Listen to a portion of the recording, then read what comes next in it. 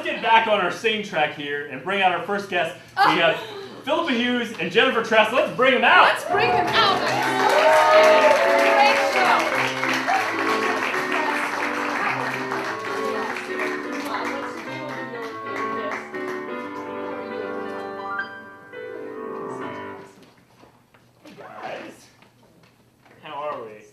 Great. Hello, everyone. They smell good too, trust me. I smelled it myself. Yes, definitely. I'll have what she's having. Oh. You need to have like 5 more. Oh, okay. What? Don't worry about it. It's a Manhattan. All right, so then Jennifer, aside from being involved with some pink line stuff, what are you up to? I know you have a book coming out. Yeah, I have a book coming out that's called You're Not Pretty Enough, which is something, the title refers to something my ex used to say to me while he was having an affair, which is why he's my ex, clearly. And so I'm a storyteller. I've published, a lot of the stories, true stories, in anthologies, magazines, things like that. But what's interesting, I think there's something that's become sort of bigger from the book. There you are. Oh, there I am. I really wasn't pretty enough then. I think you're doing great. So I mean, he was a big jerk. Yeah, but if you would have seen me at 12, you would have been like, you know what, that's right. That's true. Caterpillars for eyebrows. Now they turn into beautiful butter. That's right. I've emerged from yes. That was a lame pun, everyone. Swan, So if good. you will. Yes.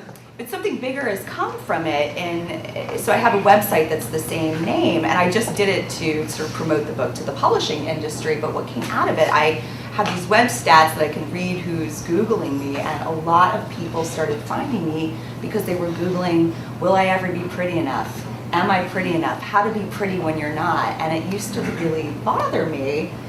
And it wasn't until I saw something that was part of the news a couple months ago. I don't know if you've heard about this. There's this trend of young girls, 12-year-old girls, middle school girls, who are putting videos up on YouTube asking people if I'm ugly. And YouTubers are judging them, and they're saying awful things on there, right? It's really, so once I saw that, I thought I have to do something about this. I can't sort of sit on this opportunity. And so I started working with area colleges. The women's centers and women and gender studies centers from George Mason, from Loyola. I'm going to begin working with George Washington as well to collect videos and responses back. So I'm overhauling the website to respond back to those women. So when they Google that in the future, they will be able to have a community that's coming back at them, much like the It Gets Better campaign. Wow. Yeah, so it's turned out to be a much bigger thing. Yeah, let's get up for that.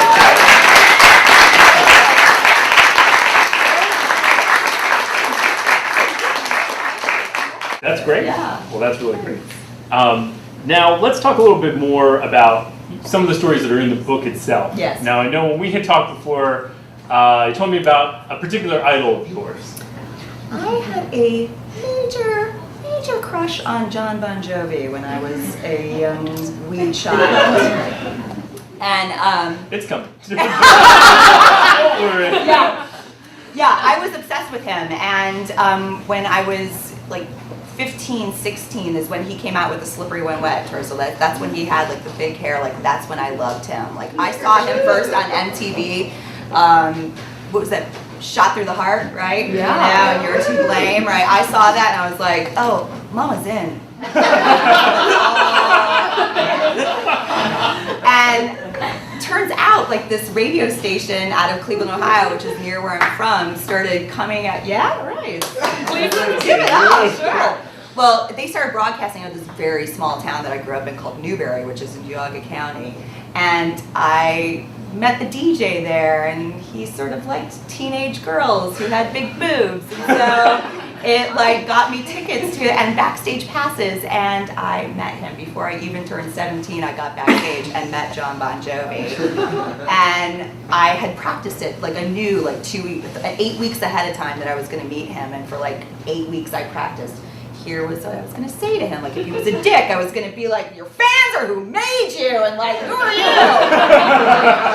I had like 8 different responses to it, right? And when I met him, I just fell silent and didn't say a thing. And I think you can tell I'm not a shy girl, so that was the first and probably last time that's ever happened. I blew my jam. The only time you made like a flow chart, if he says this. Yes, exactly. Right, exactly. Oh, the Right, decision yes. tree. Yeah, Yes. decision tree. Thank you. Exactly. Yes. I like flow chart, but whatever. To me, a mean spreadsheet. Yes. Yeah. Right. Yes. I love Excel. So I actually looked like him. Oh, you did? Yeah, there we go. Wow. All right. Well, the eyebrow situation improved. It did improve. Really, who is who there? Who is who? Yeah. I'm confused. I don't know. Gin dress. I wish that you sometimes wear a leather jacket though, with your shoulder out, kind of Yeah, but holding it like that. And some rings, and about 8 rings. Great. Yeah, Too I'll many do rings. that. It's gonna be my new look. It's basically brass knuckles at that point. Right, yeah. You can punch anyone. Yeah. So Done. A love punch. Yes. Anyways. Well, thank you for sharing that with us. I will say that's the story she told at my salon, and when I saw this picture, And it was love. No, it was love at first sight. I was like, I used to have hair like that when I was not a blonde. We've all been through phases, right? Yes. John has too. Oh, He indeed. certainly yes. has. I ate a grilled cheese sandwich next to him one time in New York City, and he ordered a club and red wine with his family. He was wearing this really just awkward T-shirt with a big cross on it, and people, Nothing's awkward about him, Taylor. I'm Nothing sorry, at all. Yeah. it wasn't awkward. Everything was Sorry. graceful and, Yeah, just wonderful flowing. and perfect. Yeah, he tipped big, I'm sure. Oh, Oh, yeah. yes. I thought he was dead. There was that Twitter rumor. Do you remember there was Yeah, I that do Twitter remember rumor that. that How came sad out? is that when you have to be like, all right, guys, I'm not dead. In fact, Yeah. I'm working quite a bit. But it was funny because my husband actually came up and was like, I have really bad news for you, Jen. And I was like, what? He's like, you might want to sit down. And he's like, John Bon Jovi's dead. And I was like, what? I mean, it was visceral, the Right, response. I'm sure. Did you like choke him and hold him against Yeah, the no, I wall? was like, this can't be happening. You know, we Punch him in the face with all your hope. rings. You even I said posted it on my too. Facebook. You were like, I'm so sorry. Wow. Thank goodness. That is cruel and It unusual. was. So when is the book coming out so we can read about that story and other ones? Hopefully soon. It's with HarperCollins right now. It's with Penguin. It's with several literary houses. So I'm hoping this year it'll happen. All right. Man, this has been the least jokey interview we've ever had. And it's good for that. But I do have one final super jokey question for both of you, which is, what was your hottest moment of today? We're gonna sort of maybe make that non-jokey too. No, Wow. I have So I'm a contributor to the Huffington Post, and I put out stuff that sort of tries to tie into the You're Not Pretty Enough stuff, right? But along culture and entertainment. And so I put out one today about Mad Men and the Julia Armand character and her looking her age and owning it, right?